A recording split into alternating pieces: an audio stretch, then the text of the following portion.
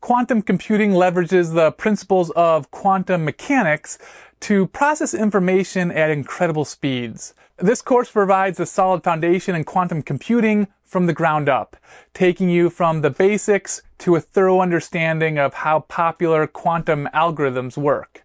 The first section covers all the essential mathematics, and the second section is a deeper exploration into the mechanics of quantum computers. You'll learn why quantum computers are so powerful and how they're poised to transform technology.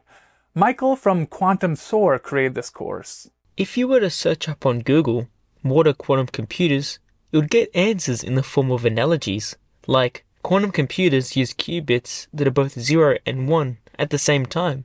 When I first started learning about quantum computers, these analogies and explanations never made sense. This course was created in order to provide a solid foundation on quantum computation without using analogies, but teaching how quantum computers actually work. Let's quickly look at the structure of this course. The first section of this course goes through the basic mathematics needed to understand the rest of the course, including an introduction to complex numbers and basic linear algebra. In the next section, we'll explore what a qubit is and how we can represent them mathematically. We also explore some single qubit operations and discuss some of their properties.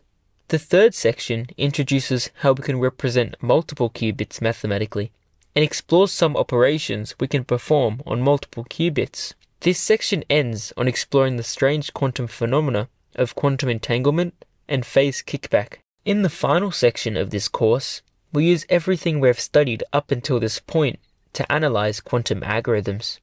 This section showcases why quantum computers are such revolutionary technology. Let's start with understanding imaginary and complex numbers, but before that, we need to consider the square roots of numbers. Let's say we have the equation x squared is equal to 4, which means x is equal to plus or minus 2. Easy.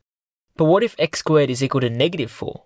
Since a number squared is always greater than 0, how can x squared ever be a negative number? This is where imaginary numbers come in. If we let I be the square root of negative 1, we can then write the square root of negative 4 as plus or minus 2i.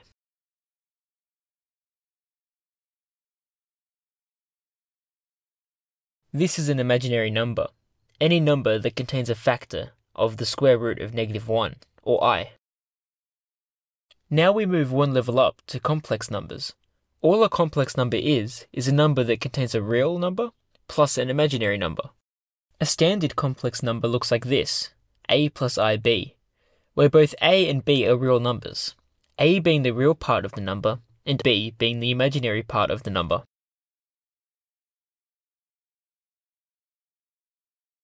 Complex numbers may not seem very useful, but in the next lesson, we will see how we can represent complex numbers in another form, which is used to model quantum computing states. We can add and subtract complex numbers pretty easily. All we do is add or subtract the real parts and the imaginary parts. Pause the video and try adding up these complex numbers.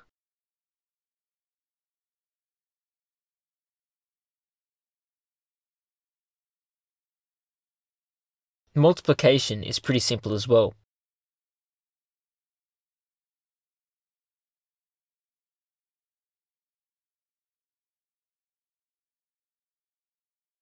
But we must remember that if we get I squared, that becomes negative 1, since I is the square root of negative 1.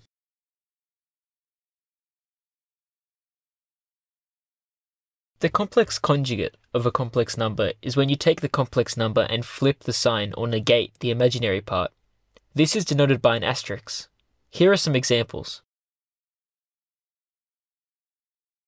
One cool property of complex numbers is if we multiply any complex number by its complex conjugate, the result is always a real number.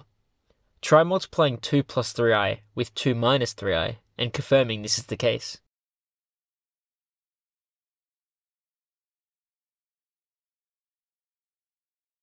We can think of a complex number as a vector, where we have the real axis on the horizontal and the imaginary axis on the vertical.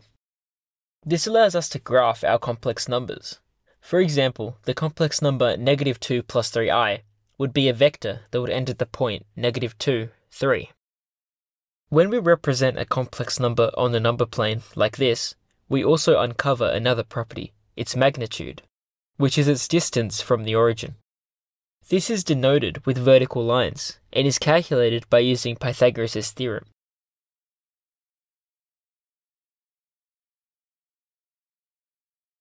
So we get that the magnitude of some arbitrary complex number, a plus ib, is equal to the square root of a squared plus b squared. Pause the video and see if you can find the magnitude of 4 minus 3i.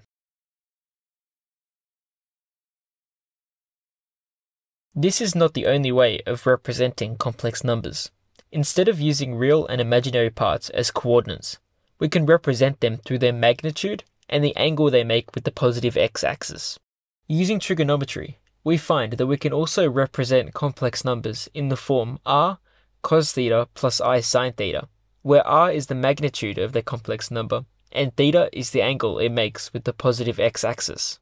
We can find theta by using the tan function, as tan of theta is equal to b over a, so theta is arctan of b over a. This is called polar form. There is also one other form, which is re to the power of I theta. This form is exponential form. Pause the video now and try to convert the complex number 1 plus I into polar form, then into exponential form. In quantum computing, we almost exclusively use complex numbers in exponential form. This is because of the property that when we change theta, we rotate around a circle.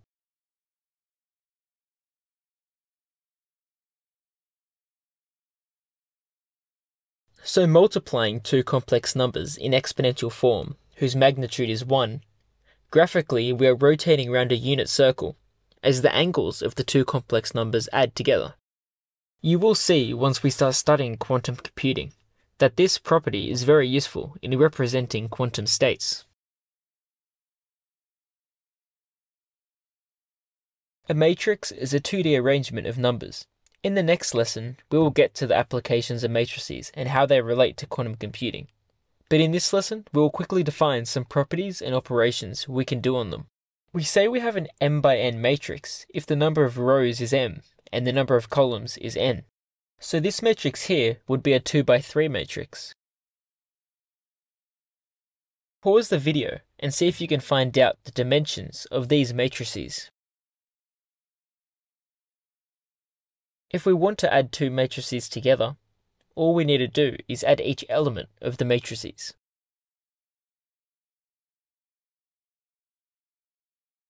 This is the same for subtraction. Note that we can only add and subtract matrices if the number of rows and columns is the same for both. So we wouldn't be able to add these two matrices. Pause the video and see if you can add these matrices. We can also multiply matrices by a scalar. If we do, each element in the matrix gets multiplied by the scalar, giving us another matrix.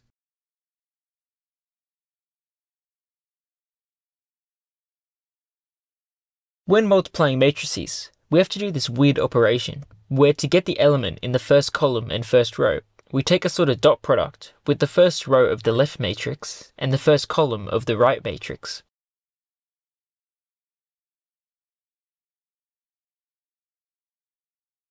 Then, to get the second column, first row, we take the dot product of the first row of the left matrix and the second column of the right matrix.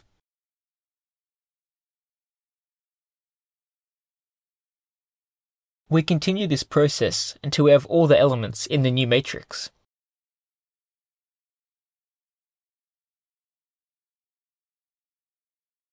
Pause the video and try to complete this matrix multiplication.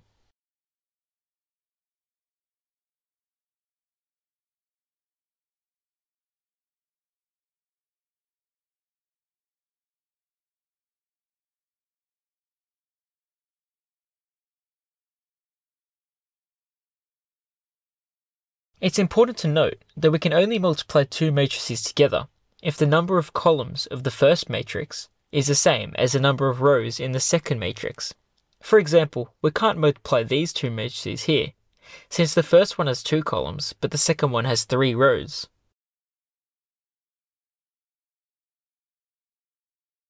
If we have a n by 1 matrix, we call it a column vector. We can graph these like any other vector. These are useful as one of the ways we can represent a state of a quantum computation is through a column vector. It turns out that when we multiply a matrix with a column vector, we get another column vector. Intuitively, what is happening is the column vector is getting transformed by the matrix. So we can use matrices as transformations on a vector. Here are some examples graphically.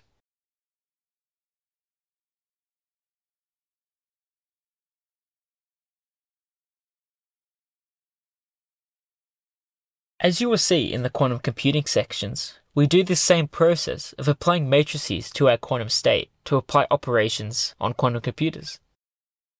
We also have a special matrix called an identity matrix. This matrix is all zeros except for the main diagonal that has all ones. If we multiply the identity matrix by any matrix, we get back the original matrix. Verify this is true by multiplying the 2-dimensional identity matrix with this matrix, and check to make sure you get back the original matrix. Matrices also have what's called an inverse, that when multiplied with the original matrix, gives us the identity matrix. We denote this with a -1. Graphically, this means that if we have a matrix A and we apply it to a column vector 1, 1, if we then apply the inverse of A, we'll end back on the point 1, 1.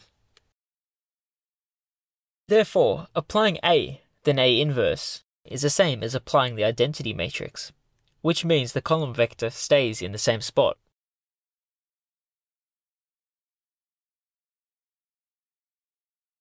As we saw previously with complex numbers, we can also take the complex conjugate of a matrix.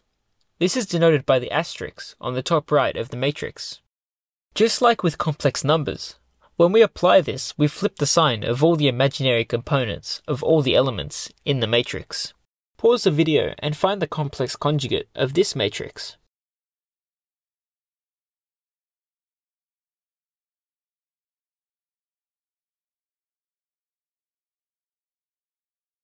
We can also do what we call the transpose of a matrix. This is denoted by the T and involves exchanging its rows with its columns.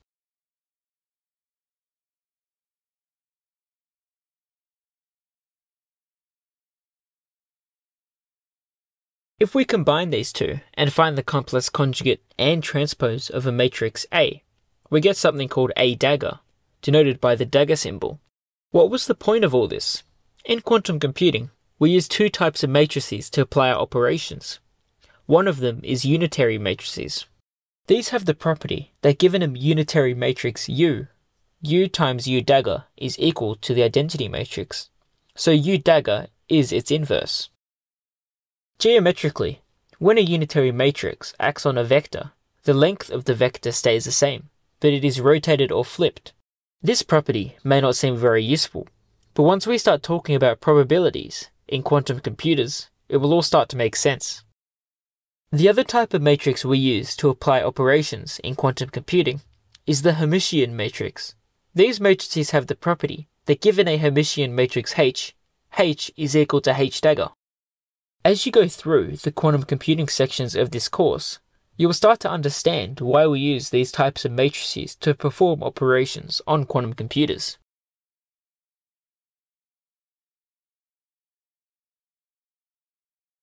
Sometimes when we apply a transformation to a vector, the vector stays in the same direction, but just gets stretched or compressed, meaning that we can factor out a scalar and get back that same vector.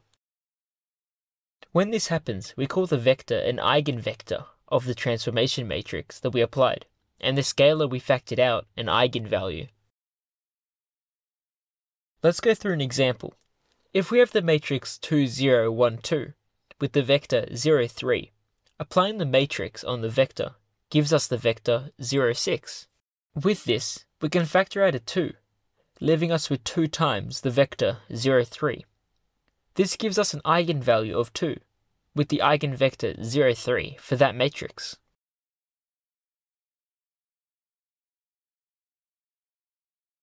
Classical computers use binary, zeros and ones, to store and process their data. Quantum computers, on the other hand, use qubits or quantum bits, which can be 0 and 1 at the same time.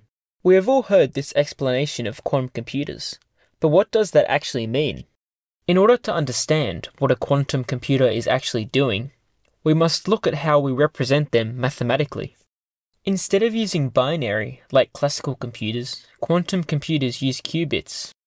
Physically, a qubit can be any quantum particle that exists in two distinct states, such as a photon of light being polarized either horizontally or vertically.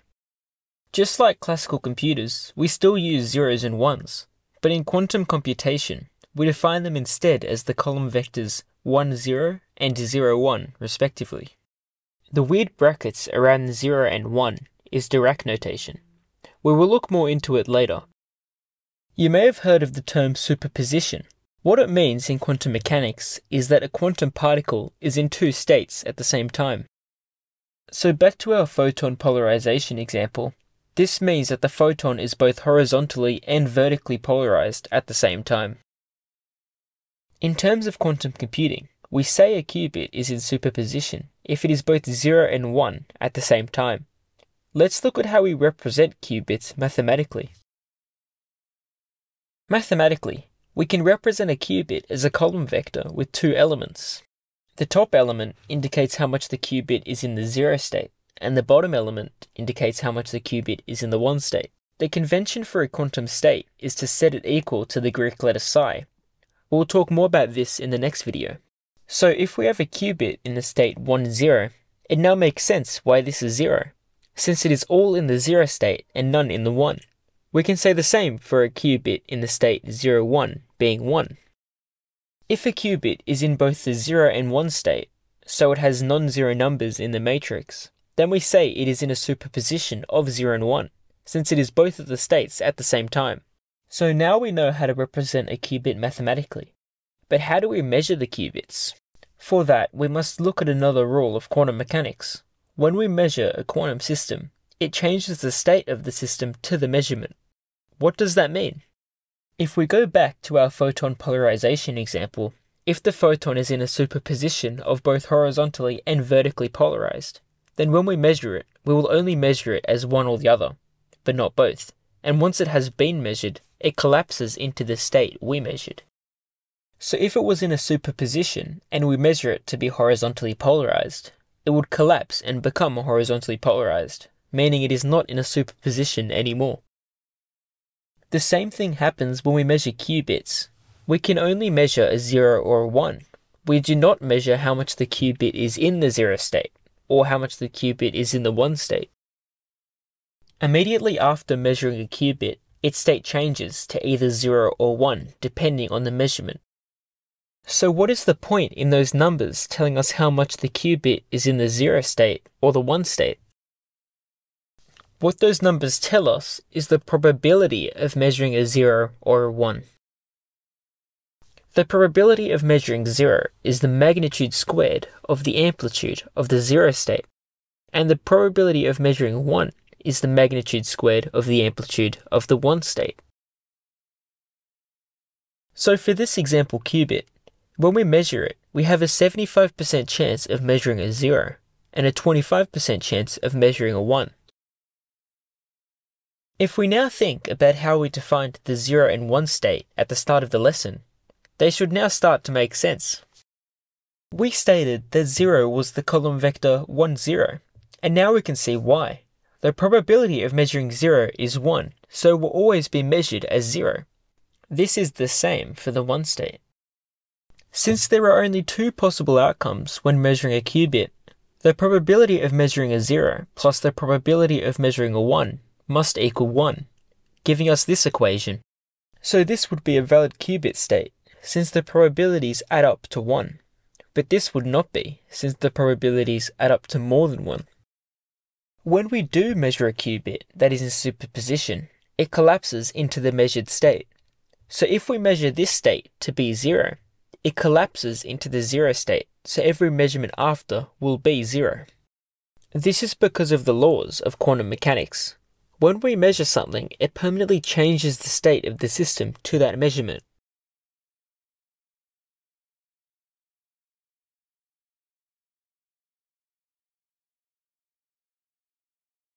Normally, when we are mathematically representing a quantum state of a quantum computer, instead of using matrices, we use a specific notation called Dirac notation. To see how this works, let's convert an arbitrary qubit state, alpha beta, into Dirac notation. All we need to do is turn the matrix into the sum of two matrices, and then factor out the alpha and the beta. Now, if you look at the column vectors, they are the 0 and 1 states, as we saw in the previous lesson. This gives us a linear combination of the 0 and 1 states. Those brackets around the 0, 1 and psi are called qubits. All they tell us is that 0, 1 and psi are quantum states. Pause the video and convert this qubit state from matrix to Dirac notation.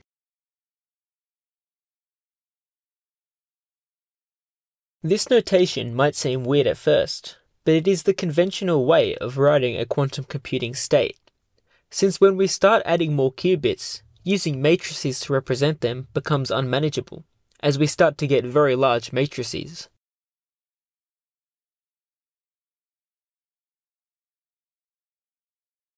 We can represent a qubit graphically on what is called a Bloch sphere. On the top, we have the 0 state, and on the bottom, we have the 1 state. On the horizontal, we have the plus state, minus state, I state, and negative I state. We will discuss these in later lessons. The closer up the qubit is to the 0 state, the higher probability of measuring a 0, and the same goes for the 1 state. That means that if we have the state 1 on root 2, 1 on root 2, it will lie halfway between the north and south poles, since it has an even chance of being measured as 0 or 1. You may notice that since it is a sphere, the qubit can spin around the sphere. This is called phase. We will talk about this in later lessons. Right now, it is important to understand the basic idea that the higher up the qubit is, the more likely we are to measure a 0, and the lower the qubit, the more likely we are to measure a 1. Pause the video and think about where the state 1 on 2, root 3 on 2 will be on the Bloch sphere. The qubit 1 on 2, root 3 on 2 would be halfway between the equator and the 1 state, since it has a 1 on 4 chance of being measured as a 0 and a 3 on 4 chance of being measured as a 1.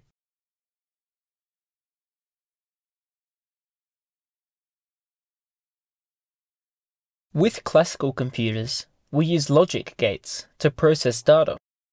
With quantum computers, we still use gates to change the states of our qubits, but they are a little bit different to your usual logic gates. The most common single qubit gates are the X, Y, and Z gates. Let's first look at the X gate. If we have a qubit in the 0 state and apply the X gate to it, it flips to the 1 state.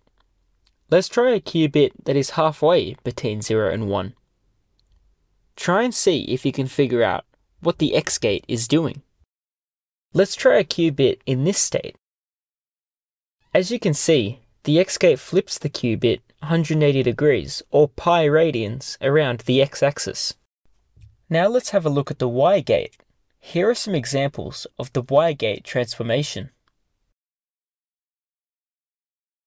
As you can see, it does the same thing as the X gate, but instead it rotates the qubit state 180 degrees or pi radians around the y-axis.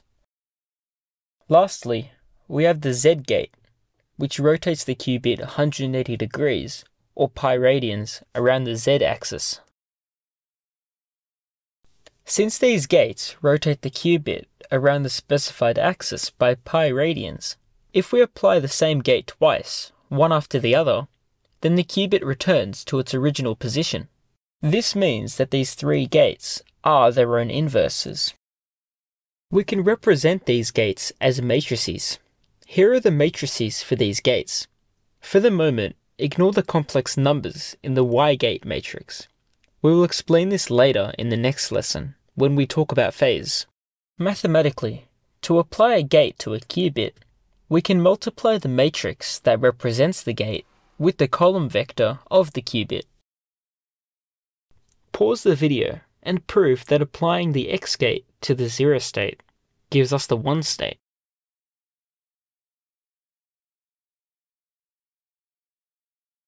In Dirac notation, if we want to apply a quantum gate, we still use the matrices, but instead of using matrix multiplication, we look at the columns of the matrix. The first column of the matrix indicates the column vector the 0 state becomes after applying the gate, and the second column indicates the column vector the 1 state becomes. Then we can factor out both our 0 and 1 states again to get back into Dirac notation. Also, since quantum gates are linear, if we apply an arbitrary gate U, that gate acts on each of the superposition states individually. Let's look at an example of applying a gate in Dirac notation. If we want to apply a Y gate to this state in Dirac notation, the Y gets distributed into the state. Then the Y changes the 0 state to the first column of the matrix and the 1 state to the second column of the matrix. Then we can factor out the I and the negative I. The column vectors once again become the 0 and 1 states, leaving us with this state. With this, pause the video and prove that applying a Z gate to a qubit in the state alpha 0 plus beta 1 gives us the state alpha 0 minus beta 1.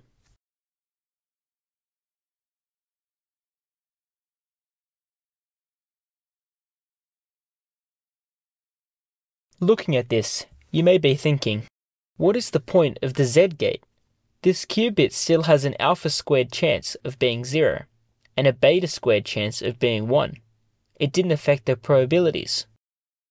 In the next lesson, we will finally bring complex numbers into quantum computing, with an introduction to phase.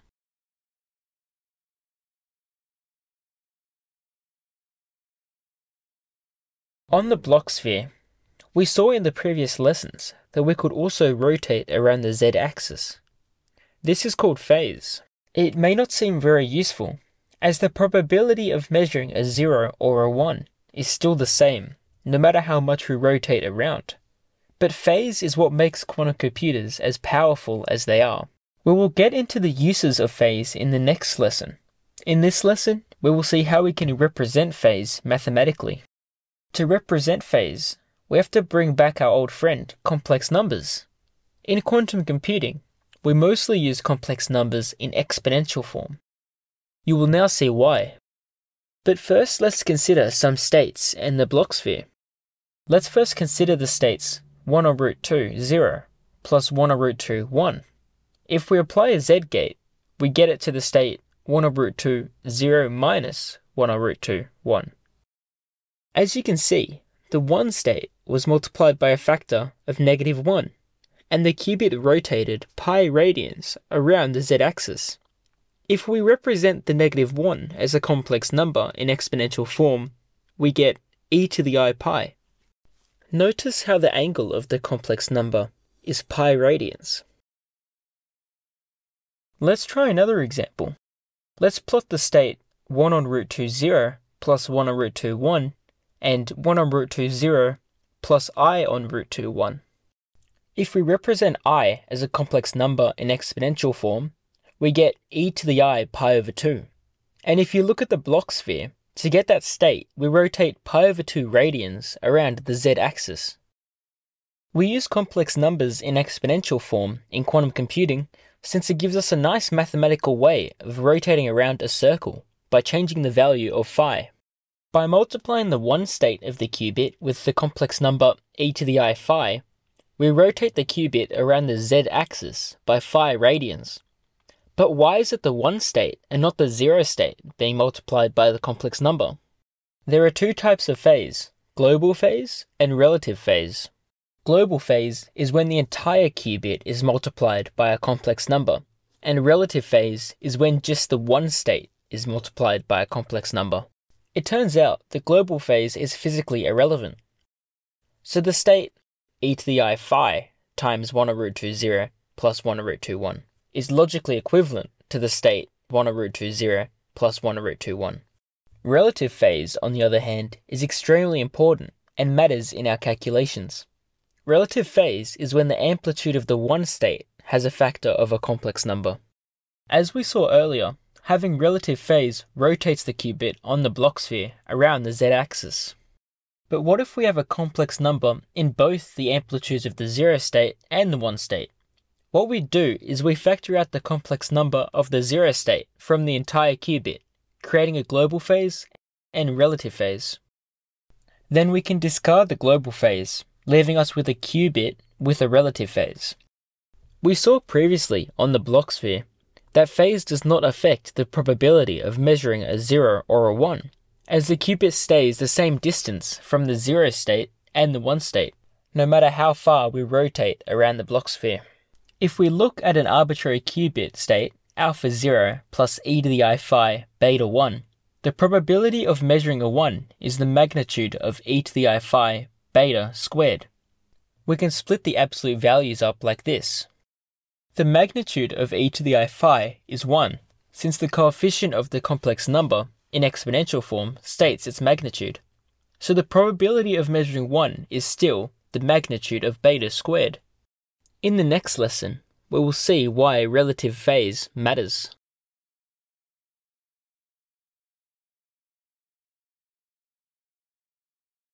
Before we discuss perhaps the most important gate in quantum computing, we will quickly revisit the Bloch sphere. In earlier lessons, we saw that on the equator we have 4 states: the plus state, minus state, I state, and negative I state. Now that we know about phase, we can define these states. All they are a shorthand for commonly used states. Since they all lie on the equator of the Bloch sphere, they all have an even chance of being measured as 0 or 1, but each one contains a different relative phase. The plus state is the state 1 over root 2 0 plus 1 over root 2 1. The next state is the minus state. This is the same as the plus state, but with a relative phase of negative 1. The I state has a relative phase of I, and the negative I state has a relative phase of negative I. Now let's look at the Hadamard gate. Here is the matrix for the gate. If we look at how the gate acts on a qubit on the Bloch sphere, we see that the 0 state gets transformed into the plus state, and the 1 state gets transformed into the minus state. Applying a Hadamard to the plus state gives us the 0 state, and applying a Hadamard to the minus state gives us a 1 state. This means that the Hadamard is its own inverse. If we wanted to apply a Hadamard gate to an arbitrary qubit state in Dirac notation, we can replace the 0 with the plus state and the 1 with the minus state and expand. The Hadamard gate shows that phase matters. If we apply the gate to the plus state, we get 0, and to the minus state, we get 1. These states only differ by a relative phase, but after applying the gate, they are different, even though initially they both had a 0.5 chance of being measured as 0 and a 0.5 chance of being measured as 1. In the 4th section of this course, we will start to look at some quantum computing algorithms, and you will start to see why the Hadamard gate and phase is so powerful.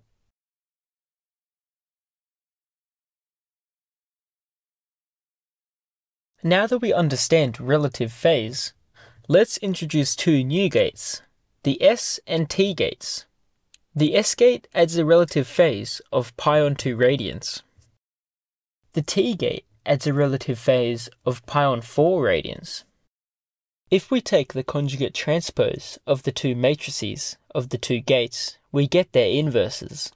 For the S gate, we can see that applying S dagger adds a relative phase of negative pi on 2, which is the inverse of the S gate.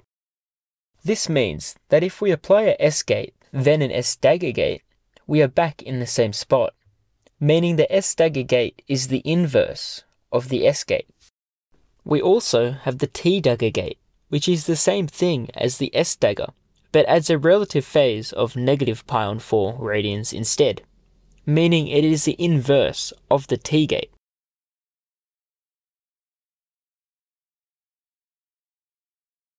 If we have multiple qubits, we represent them through the tensor product. For example, if we had 2 qubits in the 0 state, then we would represent the state like this. This is usually shortened to this, where we have the 2 zeros in the 1 ket vector. If we wanted to represent 2 qubits in superposition, we can expand it out like any other operation by multiplying the amplitudes of the states and using the tensor product on the 0 and 1 states. As you can see, now we have 4 states, the 0, 0, 0, 1, 1, 0, and 1, 1 states.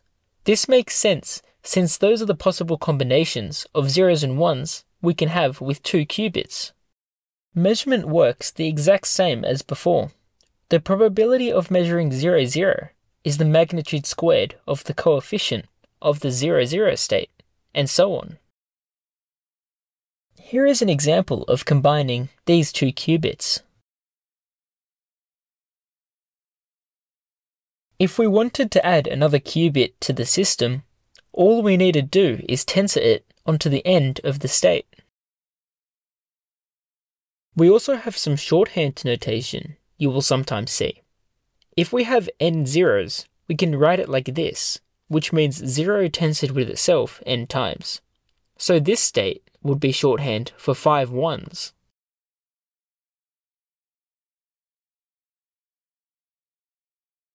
This representation of qubits is great, but what if we wanted to apply a gate to a certain qubit? How would we indicate that we wanted to, let's say, apply an X gate to the second qubit in this state? For this, we use a diagram called a quantum circuit. Here is an example of one. On the vertical, we have the qubits, each line representing a singular qubit. The states on the left are the initial states of the qubits. The boxes are the quantum gates, and the letters on the boxes are the type of gate we are applying. For example, this is an X gate. These boxes are measurements and represent us measuring the qubit. The horizontal is the order in which we apply the gates. We start from the left and go to the right. Sometimes you will also see psi states pointing to different points in the circuit. These are used to represent the state of the system at different points during the algorithm. Let's go through this circuit. At psi sub 0, we have the state 0, 0, 1. Then at psi sub 1, we apply an X gate to the second qubit. At psi sub 2, we apply a Hadamard gate to the second qubit, giving us this state. Then at psi sub 3, we apply an X gate to both the first qubit and the third qubit, giving us this state. Then at psi sub 4, we measure the qubits, so we will get one of these states with these probabilities.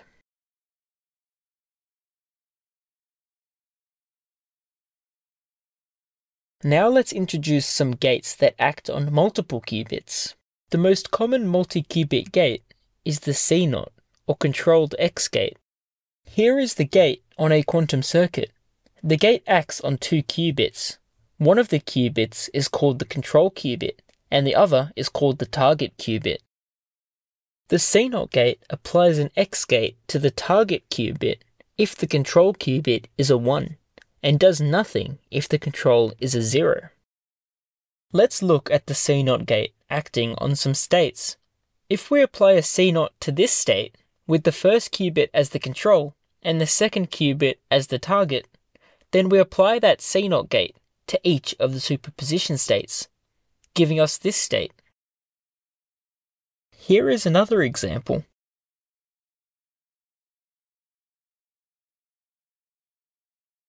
We also have the Toffoli gate. This gate is very similar to the CNOT, but instead it has 2 control qubits. Here it is on a quantum circuit. If we apply a Toffoli gate to this qubit state, with the second and third qubits as control and the fourth qubit as the target, we get this state. It turns out that we can use CNOT gates to create controlled versions of single qubit gates. So we also have controlled Y, Z, S, T, and Hadamard gates. They act the same as the CNOT, applying the gate if the control is 1 and does nothing if the control is 0. We represent these on a quantum circuit like this, with the regular gate box but with a line going out to the control qubit. For example, here is the controlled S gate on a quantum circuit, where the second qubit is the control and the first is the target.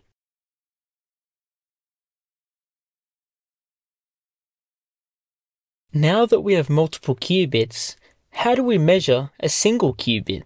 Let's say we have 2 qubits in this state, and we wanted to find the probability of measuring the second qubit as a 1. We do this by looking at all the superposition states where the second qubit is 1, then summing up the probabilities of measuring those states. Let's do an example. If we wanted to find the probability of measuring a 0 in the first qubit, then we sum the probabilities of measuring each of the states where the first qubit is a 0. But how do we know what the state collapses to once we measure a qubit? Remember, once we measure a qubit, it collapses its superposition and becomes the measurement. Let's look at an example.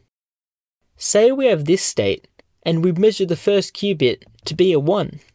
Then the state collapses, and since the first qubit becomes a 1, we get rid of all the superposition states where the first qubit is not a 1. Remember, the probabilities must add up to 1, but we have just removed some states, so the probabilities will be less than 1. We fix this by multiplying the state by what we call a normalization constant. Let's call it A. Now we can normalize the state by using the identity that the probabilities must add up to 1. This gives us values for A. So if we measure the first qubit to be 1, the state collapses to this state. We can use these techniques with any number of qubits. Let's go through an example with 3 qubits. Let's say we have this state and we measure the middle qubit to be 0. The state collapses like this, collapsing into this state.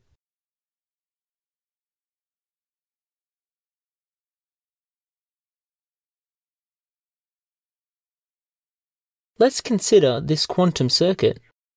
At psi sub 0, we have the state 0, 0. Then at psi sub 1, we have the state 1 en route to 0 plus 1, 0. Let's distribute the 0 state into the equation, giving us the state 1 en route to 0, 0 plus 1, 0. Now at psi sub 2, we apply a CNOT, with the first qubit being the control and the second being the target.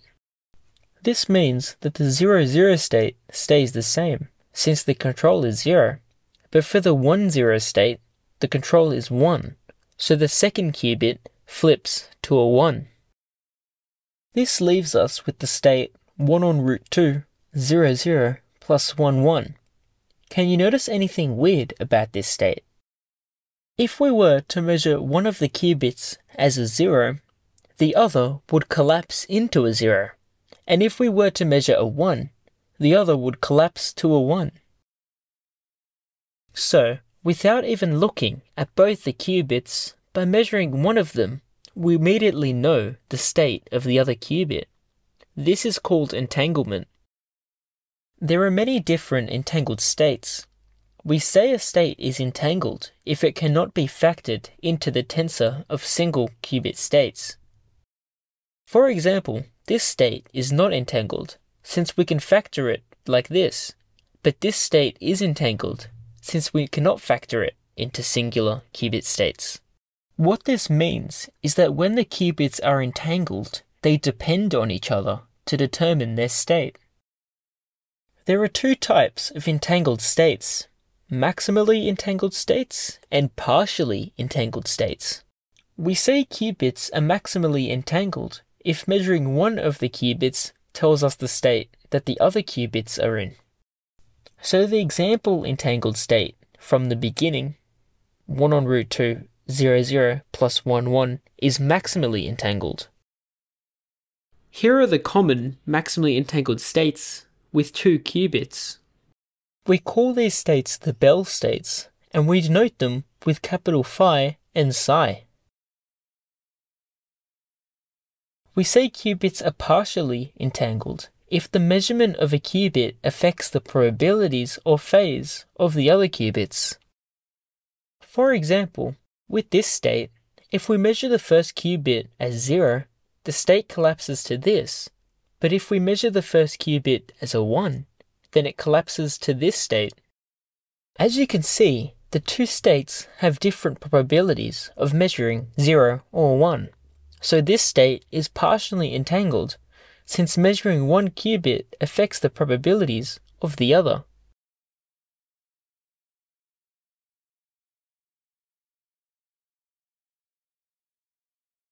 Another quantum property we can use is something called phase kickback. To understand how this works, let's consider this circuit. As you can see, we have a qubit in the plus state and another qubit in the state V. We also have an arbitrary controlled U operation. Let's say that V is an eigenstate of U. So if we apply the U gate to the state V, we get e to the I theta V, since all eigenvalues of quantum computers can be represented as e to the I theta. Now, at psi sub 1, we have the state plus V. Let's expand the plus state and distribute the V state into the plus state. At psi sub 2, we apply the controlled U gate. Nothing happens to the first superposition state, since the control is a 0, but the second superposition state has the gate applied to the V state, since the control is a 1. We can now factor back out the V state from the equation. Can you see what has happened? V is unchanged, even though it was the target qubit, and a factor of e to the I theta has been applied as a relative phase to the control qubit. This occurs if V is an eigenstate of the gate you are applying. We call this phenomenon phase kickback, and it is used in some quantum algorithms.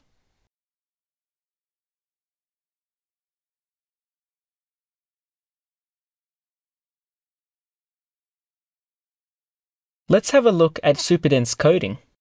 This quantum protocol allows us to send 2 bits of classical information with only 1 qubit. To do this, we need entanglement. We'll say that the person sending the qubit is Alice, and the person receiving this qubit is Bob. To start off with, Alice and Bob maximally entangle 2 qubits, so they are in this state. Alice takes one and Bob takes the other. We will say that Alice takes the left qubit and Bob takes the right qubit. Then Alice and Bob take those qubits with them. Now, when Alice wants to send 2 bits of classical information to Bob, depending on which 2 bits of information Alice wants to send, she performs some operations on her qubit.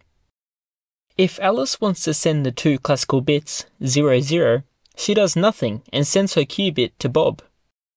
If Alice wants to send 0, 1, she applies an X gate to her qubit, transforming the qubits to this state. Then she sends her qubit to Bob. If Alice wants to send 1, 0, she applies a Z gate to her qubit, transforming the qubits to this state. Then she sends it to Bob. Lastly, if she wants to send 1, 1, she applies both an X and Z gate to her qubit, giving us this state. She then sends her qubit to Bob. Now Bob has both the qubits in one of these 4 states. He now applies a C0 with the first qubit as the control and the second as the target, giving us these states. Then he applies a Hadamard gate to the left qubit. This gives us this state that Alice wanted to send. All Bob now has to do is measure the qubits and he will get the 2 bits Alice intended to send. As you can see, with quantum computers, we can send 2 bits of classical information by sending 1 qubit. This works since there are 2 entangled qubits in the entire system.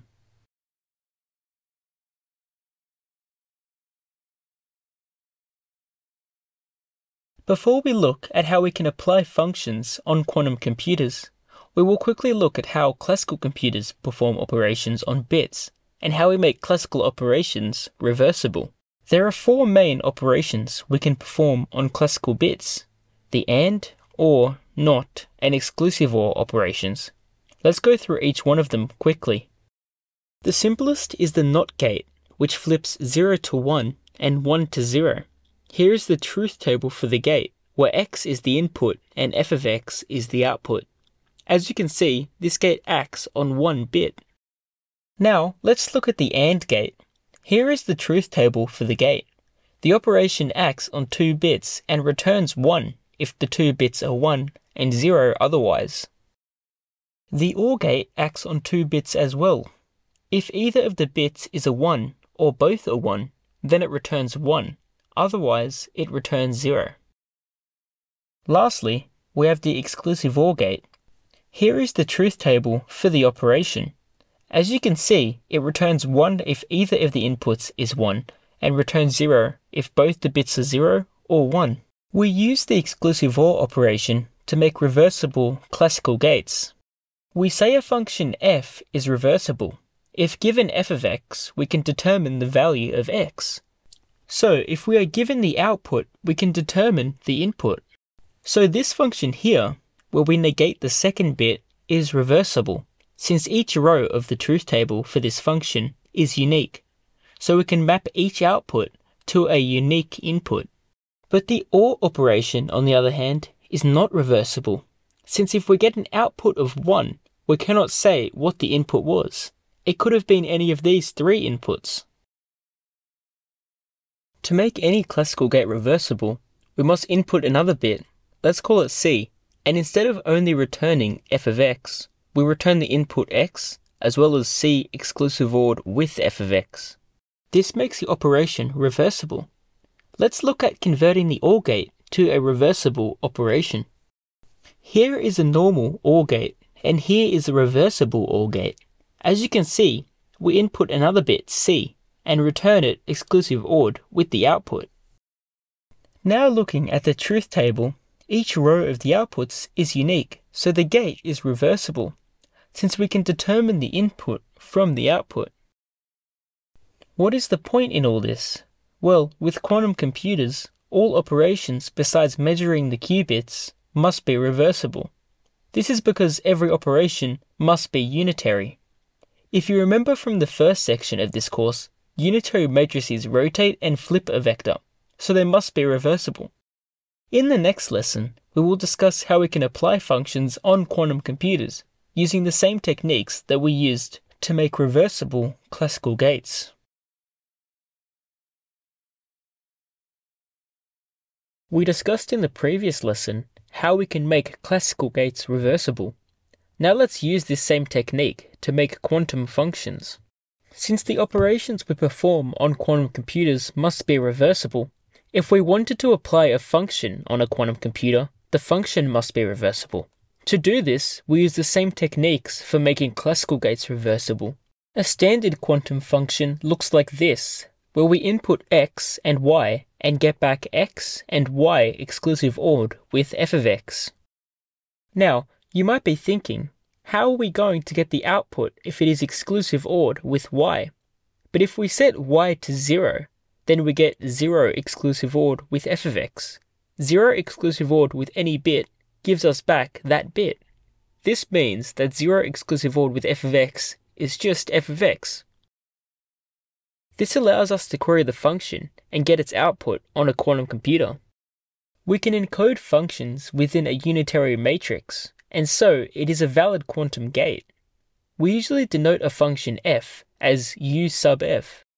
So overall, if we apply a function f to the state x0, we get the state x f of x.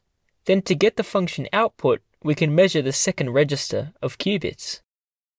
Let's see what happens if we apply a function f to this state, with the output register being the minus state. First, let's rewrite the minus state like this and distribute the x state into the superposition. Since the function is a unitary operation, it gets distributed into the superposition like any other gate. Then it acts on each of the superposition states individually. Applying U sub f, we get this state.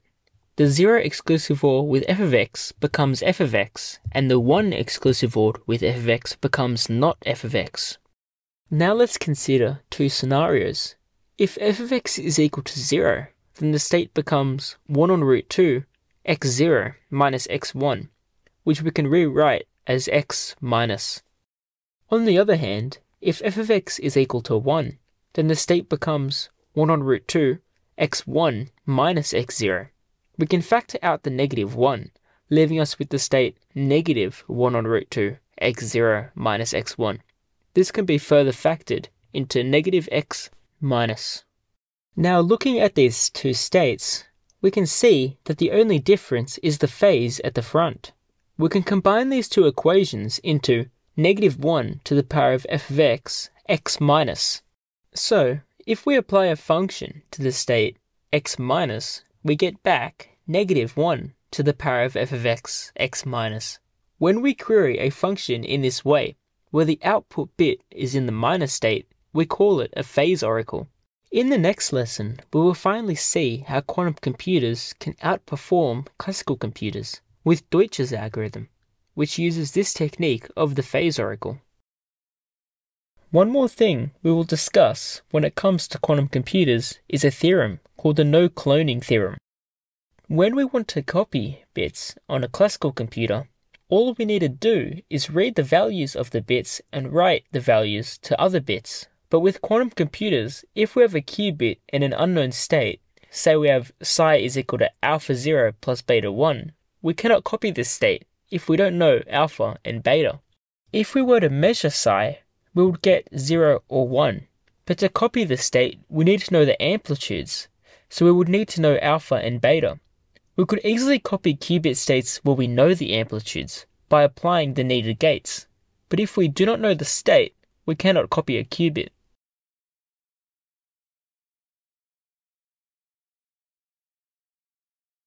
Now let's finally look at a quantum algorithm, Deutsch-Jozsa algorithm.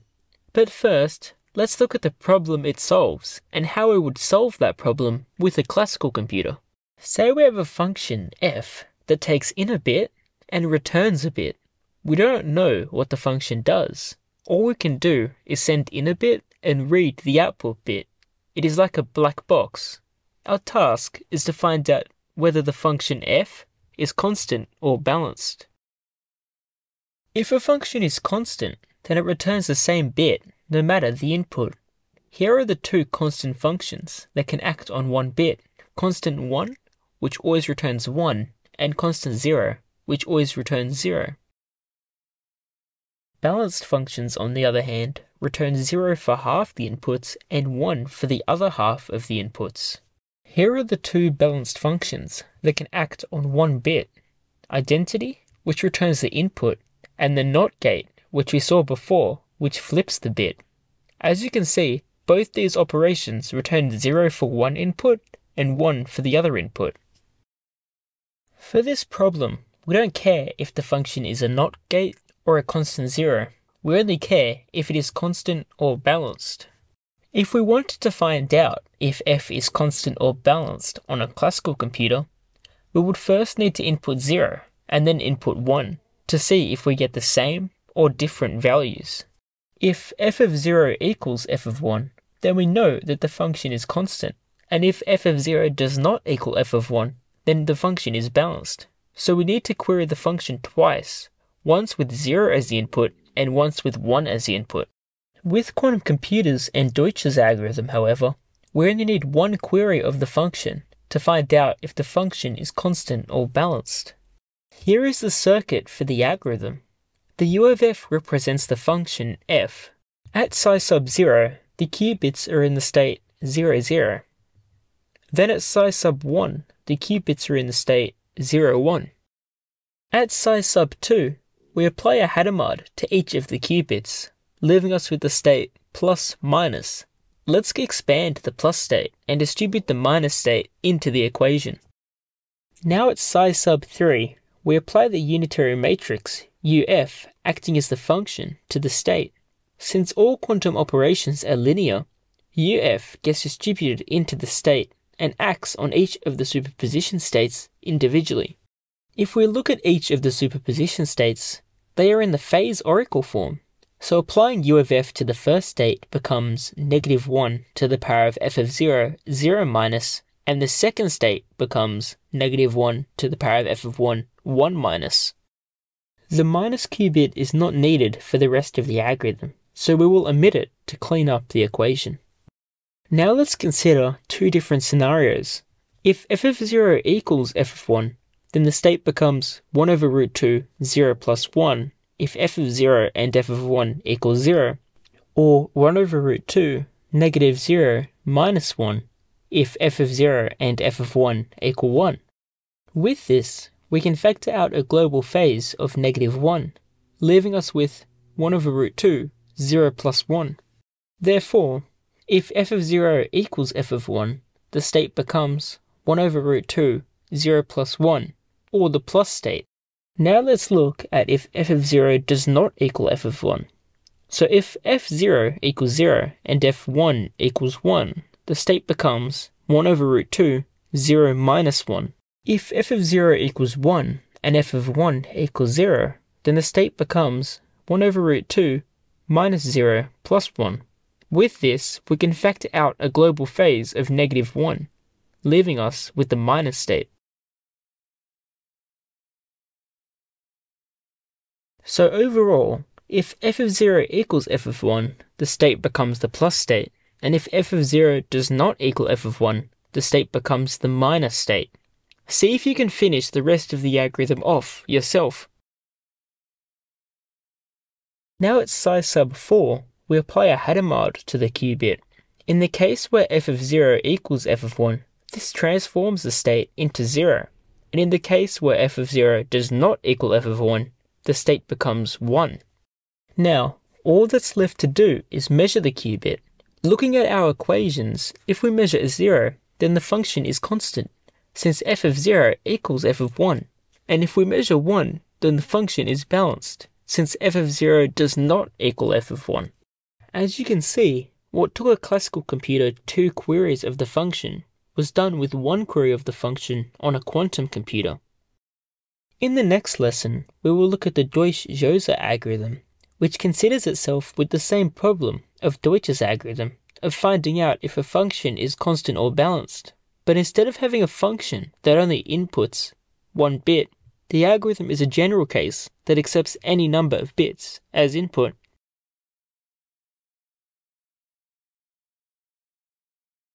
The Deutch-Jozsa algorithm considers itself with the same problem of Deutsch's algorithm, of finding out if a function is constant or balanced. But instead, this algorithm is a general case that can accept any number of bits as input. Let's quickly revise constant and balanced functions. Constant functions always return the same value no matter the input. Here are the two constant functions, constant 0 and constant 1. Balanced functions return 0 for half the inputs and 1 for the other half of the inputs. Here is an example of a balanced function that takes in a bit string of length 3. As you can see, the function returns 0 for 4 of the inputs and 1 for the other 4 of the inputs. For a classical computer to solve this problem, it would need to query the function, in the worst case, 2 to the power of n minus 1 plus 1 times, where n is the length of the bit string the function takes as input.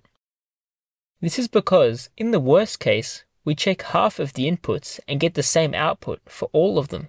When this happens, we need to check one more input to determine whether the function is constant or balanced. There are 2 to the n possible bit strings of length n, so 2 to the n minus 1 is half of the possible inputs. Therefore, we need to check half plus 1, so 2 to the n minus 1 plus 1 inputs in the worst case to be certain the function is constant or balanced. With a quantum computer, we only need one query of the function, just like Deutsch's algorithm, to determine whether the function is constant or balanced. Here is the circuit for the algorithm.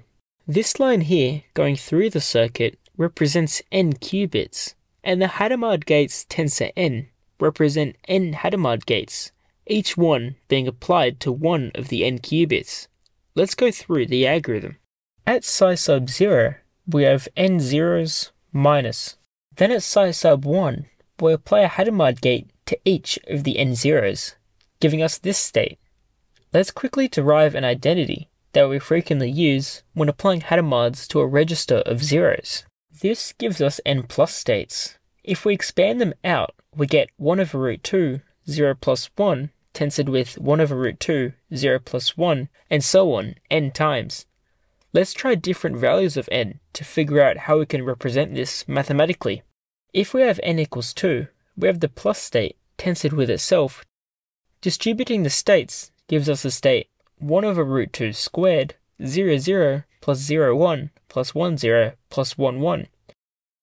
We can represent the superposition states like this, with a sum over all bit strings of length 2, x. Let's try n equals 3. With this, we have the plus state tensored with itself 3 times. Distributing gives us this state. We can once again represent the superposition states as a sum over all possible bit strings of length 3, x, resulting in this state.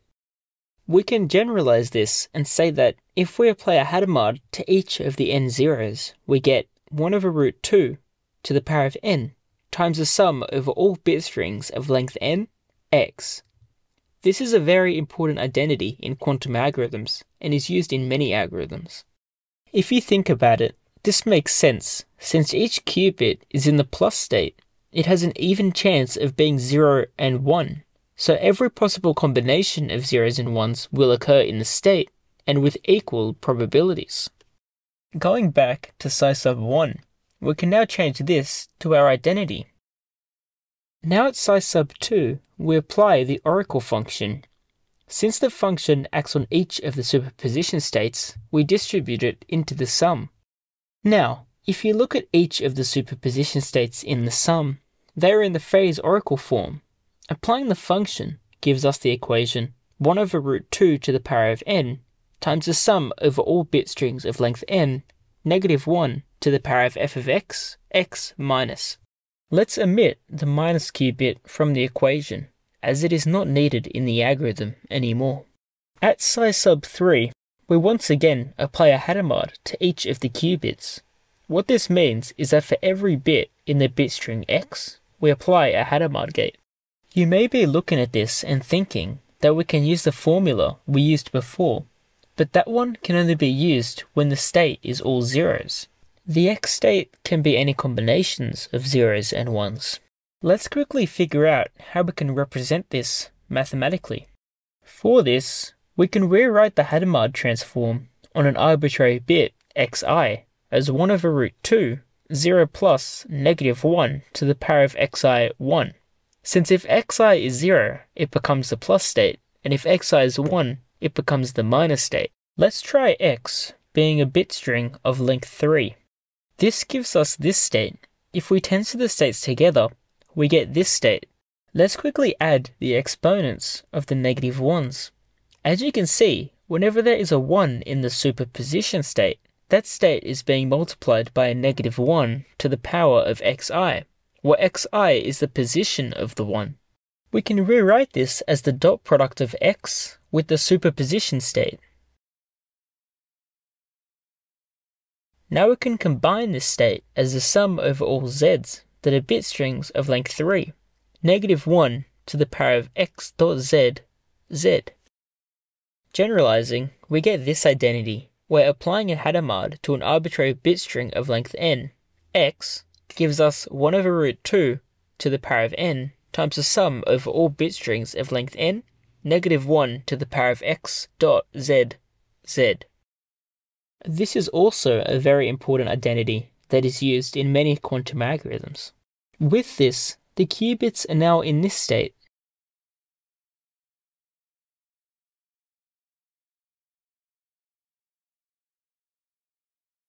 Let's now consider the amplitude of the all zero state. We find that it is 1 over 2 to the power of n times the sum over all bit strings of length n, negative 1 to the power of f of x plus x dotted with the all zeros. The x dotted with the all zeros becomes 0. so the state becomes this state. Now, if the function f is constant, then the value of f of x will be the same no matter the input. This means that if f of x is equal to 0, the amplitude of the state becomes 1 over 2 to the power of n times the sum over all x's, 1. Evaluating the sum, there are 2 to the n possible combinations of zeros and ones of length n, so the sum is 1 plus 1 plus 1 and so on, 2 to the power of n times. This gives us 1 over 2 to the power of n times 2 to the power of n, which equals 1. On the other hand, if f of x is equal to 1, we do the same thing, giving us negative 1. So if the function is constant, the amplitude of the all zero state is plus or minus 1. If the function is balanced, then half the inputs will result in 0, and the other half will result in 1. If we look at the sum, this means that there will be the same number of 1s being added to the same number of negative 1s. This means the sum will be evaluated to 0. So if the function is balanced, then the amplitude of the all zero state is 0. Now we measure the qubits. Before we saw that if the function is constant, then the amplitude of the all zero state is plus or minus 1. That means the probability of measuring the all zero state is 1. If the function is balanced, on the other hand, then the probability of measuring all zeros is 0. What this means is that if we measure all zeros, the function is constant, but if we measure anything else, the function is balanced. And we are done. We have determined if the function f is constant or balanced in a single query of the function. The key takeaway from this algorithm are these two identities. They will keep popping up again and again.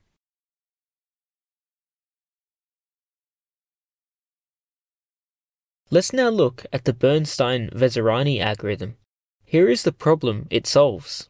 Imagine we have a function, f, that takes in a bit string of length n and returns a single bit, which is a dot product of the input with some secret string s modulo 2. Our task is to find out what the secret string s is. On a classical computer, the approach is to input a bit string of all zeros except for 1 in one position. This allows us to get the value of one position of the bit string s, as all the zeros in the input will cancel out in the dot product. This means that we must query the function n times, where n is the length of s. Since each query, we get one value of s.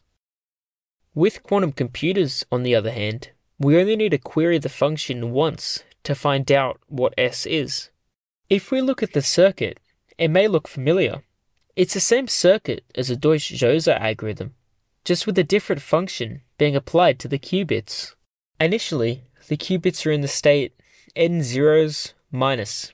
Then at psi sub 1, the state is 1 over root 2 to the power of n times the sum over all x, where x is a bit string of length n, x, minus. At psi sub 2, we apply the oracle.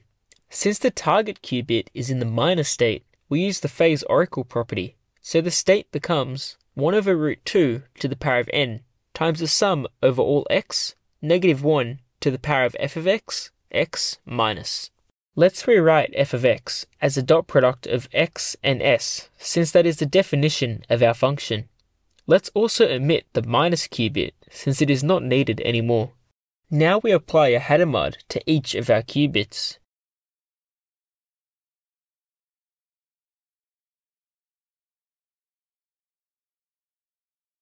Let's distribute the negative 1 to the power of x dot s into the sum. We can now add the exponents, giving us the dot product of s and x plus the dot product of x and z. We can factor out the x, giving us s plus z dotted with x. The plus indicates bitwise exclusive OR, so for each bit in s, we exclusive OR it with the bit in z that is in the same position. So the ith position of s plus z is s sub I, exclusive ORed with z sub I. This gives us another bit string of length n. Now we measure the qubits. Let's look at the probability of measuring s.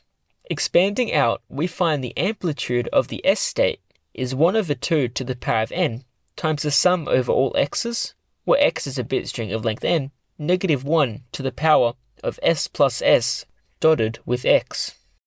Since plus indicates bitwise exclusive OR, s plus s equals to all zeros. Now, in the exponent, we have all zeros dotted with x. This will equal 0, since all the zeros will cancel out all the x's at each position. Applying the power means the state becomes 1 on 2 to the power of n times the sum over all x's, 1. Since there are 2 to the power of n bit strings of length n, there are 2 to the n possible values of x, so evaluating the sum, we get 2 to the power of n. This leaves the amplitude of the s state as 1. This means that the probability of measuring s after applying the algorithm is 1. And that is it. After one query of the function, we can find s by measuring the qubits. You may start to see the similarities between this algorithm and the others. Applying a Hadamard to each of the qubits so that the state is in a uniform superposition, then applying the function, and once again applying Hadamards, is used in many algorithms.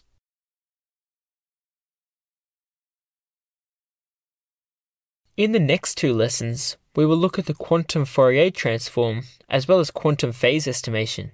These are both used within many quantum algorithms, including Shor's algorithm. Let's start with the quantum Fourier transform, or QFT. Before we look at the maths and circuit behind it, let's look at how it transforms states on the Bloch sphere so we can gain some intuition. On the top, we have how we would normally represent a number in binary. As you can see, each of the qubits is either 0 or 1, and if we take those bits, we get the number.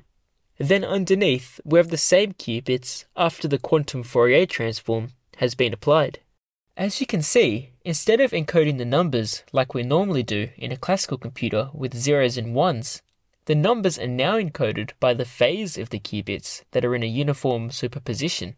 As you can see, the left qubit has two possible phase options, either 0 or -1 relative phase.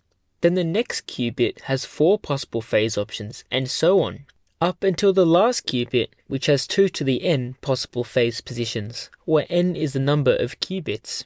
In this case, the right qubit has 2 to the 3 or 8 possible phase options. Depending on the number, the phase of the qubits is different. Let's see how the number 5 is encoded once the quantum Fourier transform has been applied. As you can see, the right qubit has been rotated around the z-axis 5/8 times 2 pi radians, which is 5 pi on 4 radians.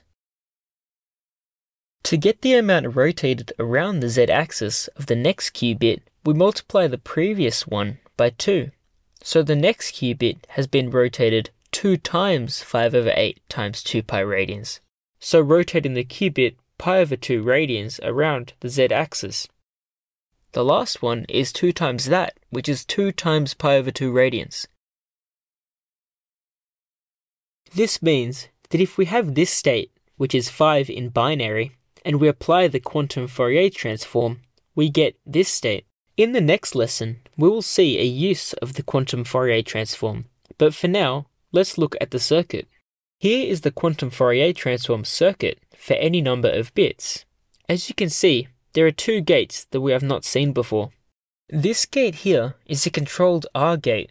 We will define this gate with this matrix. As you can see, this gate has a variable k, which we can set and affects the phase applied. This gate transformed the basis state 0 into 0 and 1 into e to the 2 pi over 2 to the k, 1, giving us a relative phase if applied to a qubit in superposition.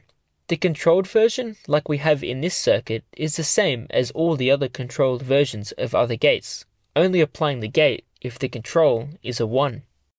This other weird looking gate is called a swap gate, and it swaps the states of the 2 qubits. For this lesson, we will go through an example with 3 bits. For this example, we will use the state j as an input to the algorithm. We will label each one of j's bits like this, where each ji is either 0 or 1. To keep our equations tidy, we will look at each one of the qubits individually, then combine them at the end of the algorithm. Let's start with finding out what J0 becomes. After the Hadamard gate, the state becomes 1 on root 2, 0, plus -1 to the power of J0, 1. We can represent this like this. You will see why we keep the J0 divided by 2 and don't simplify the fraction at the end. Then we apply the controlled R2 gate with J1 as the control.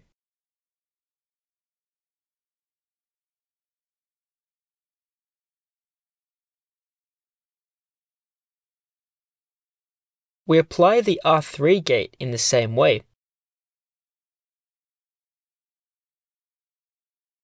Now let's find out what J1 becomes. After the Hadamard gate, the state becomes this state. Then after the controlled R2 gate, and simplifying like we did previously, we get this state. Lastly, we apply a Hadamard gate to the J2 qubit, leaving it in this state. So after this part of the algorithm, our state J is in this state. Now, once we swap the qubits, the state changes to this, and we're done with the algorithm. It may not seem like we did much, but we have in fact encoded the value of J into the phase of the qubits, just like we saw with the animation previously. Let's quickly check this by making J the value of 5, so 101 in binary. If we now input the values into the equations for the state, then we can see that the phases do match up to what we had previously discovered at the beginning of the lesson. If we were to apply the quantum Fourier transform to an arbitrary basis state J, we get 1 over root 2 to the power of n times the sum from k equals 0 to 2 to the n minus 1 e to the power of 2 pi I jk over 2 to the n, k, where n is the number of bits in J. We also have the inverse quantum Fourier transform, and that undoes the quantum Fourier transform. So if we add this state, which is the state where we encoded 5 using the quantum Fourier transform, if we now apply the inverse quantum Fourier transform, we get back to our state 101.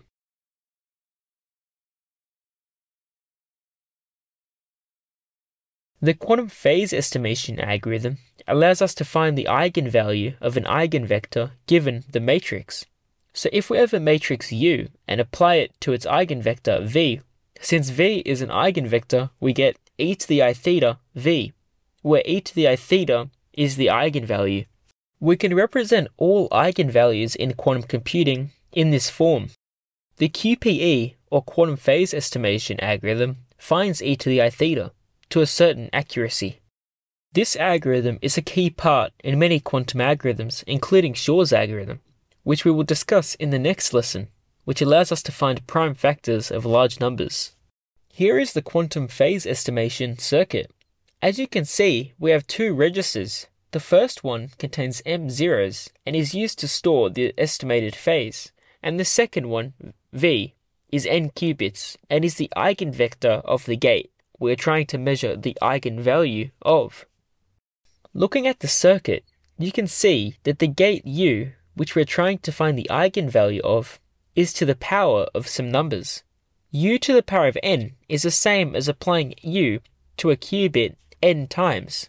Also, you can see we have the inverse quantum Fourier transform at the end of the algorithm. Let's start going through the circuit. At psi sub 0, we have the state m zeros, V. Then at psi sub 1, we apply the Hadamard gates to all the qubits in the first register.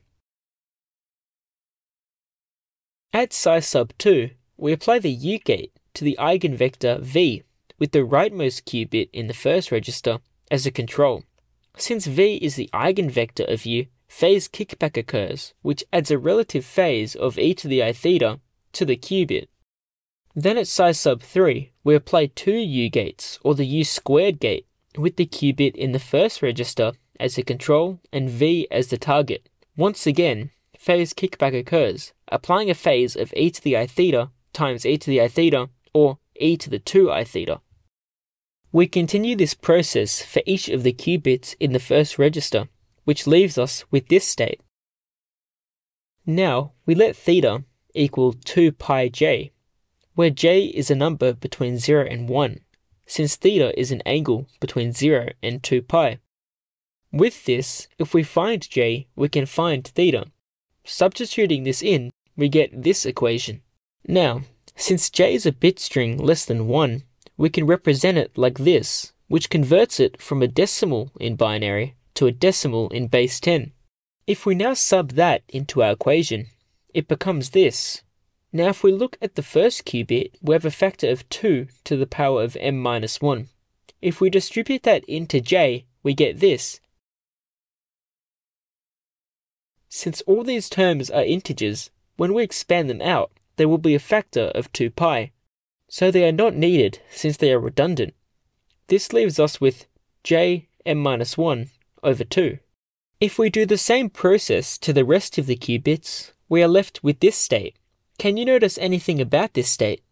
This is the same state as if we were to apply the quantum Fourier transform to the state j. So, when we apply the inverse quantum Fourier transform, we end up with the state j. All we need to do is measure the state, and we've approximated j to m bits. Now, with j, we can multiply it by 2 pi to get theta, and then we can find the eigenvalue as e to the I theta.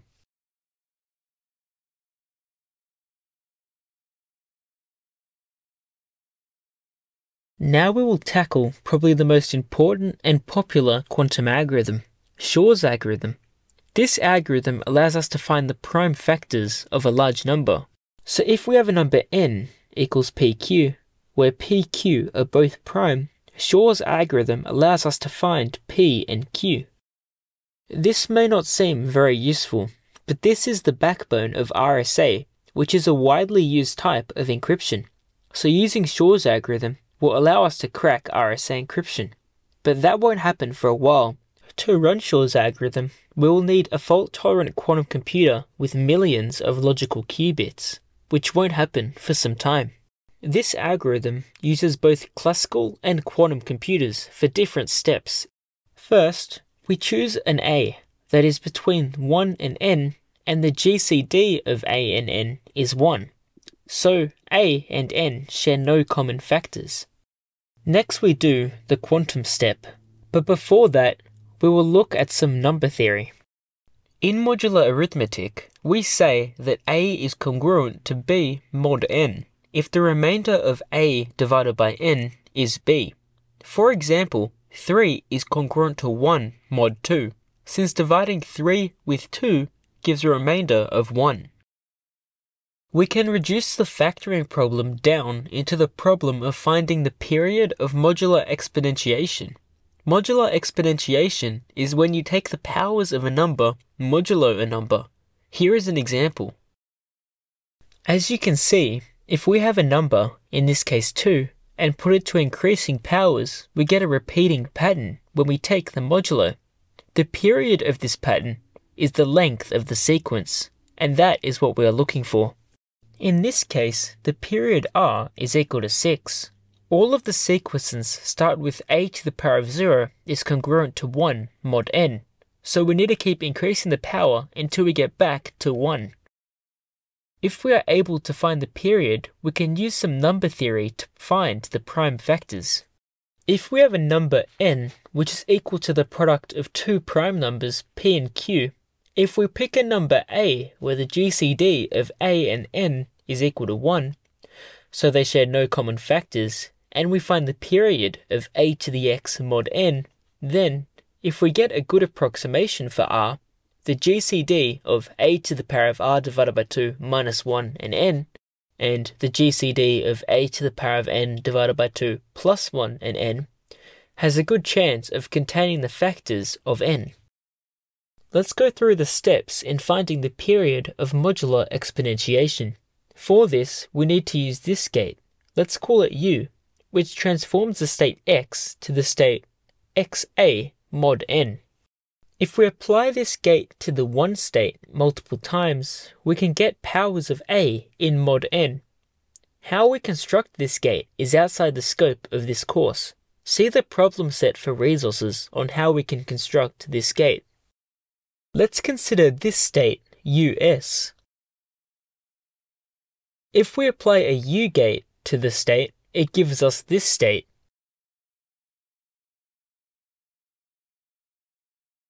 Looking at the a to the r mod n, we can change this to a to the 0 mod n, since they are both 1.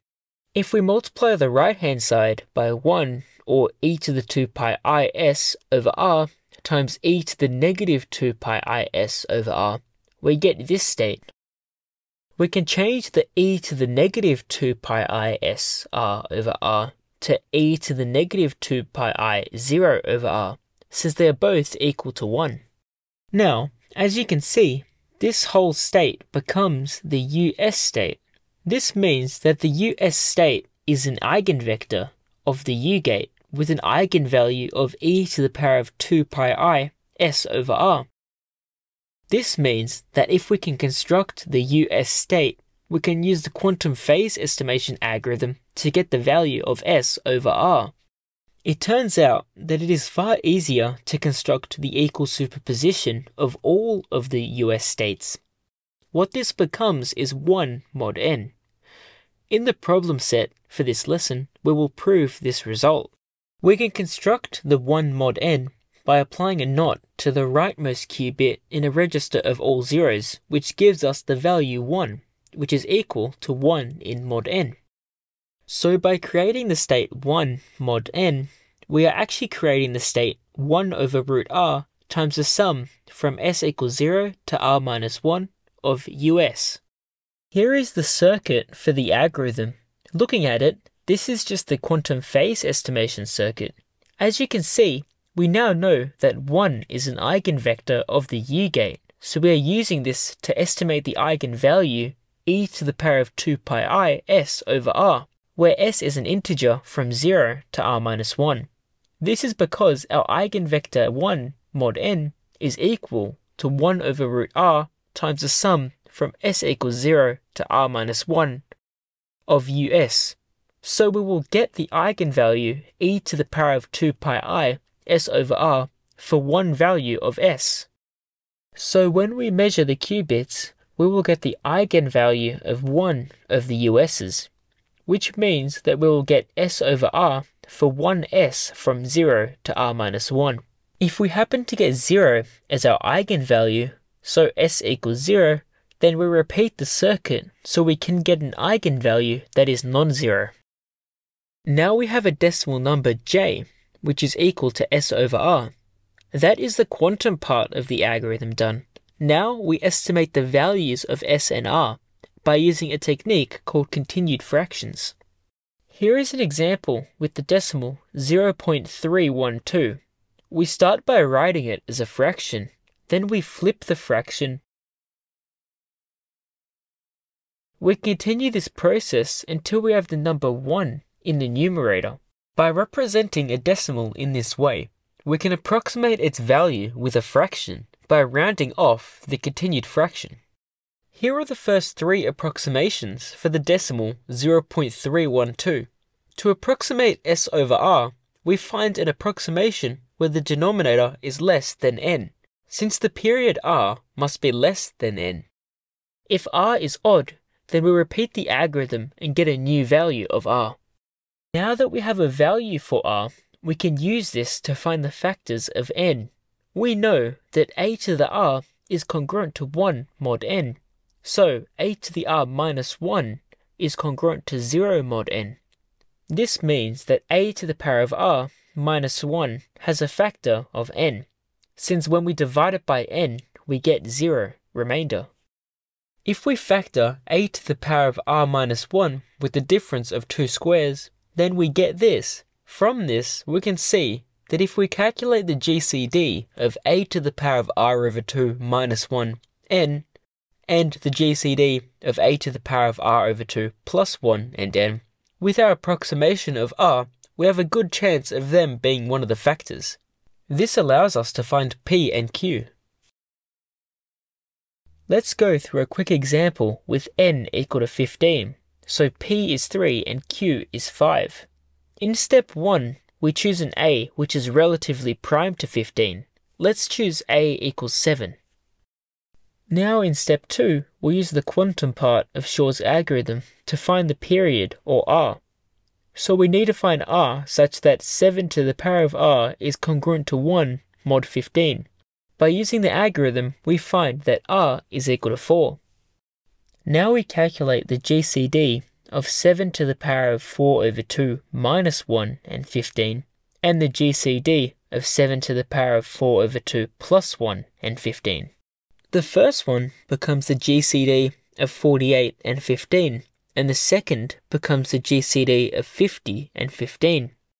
The GCD of 48 and 15 is 3, and the GCD of 50 and 15 is 5. As you can see, we have found the factors of 15, 3 and 5 using Shor's algorithm.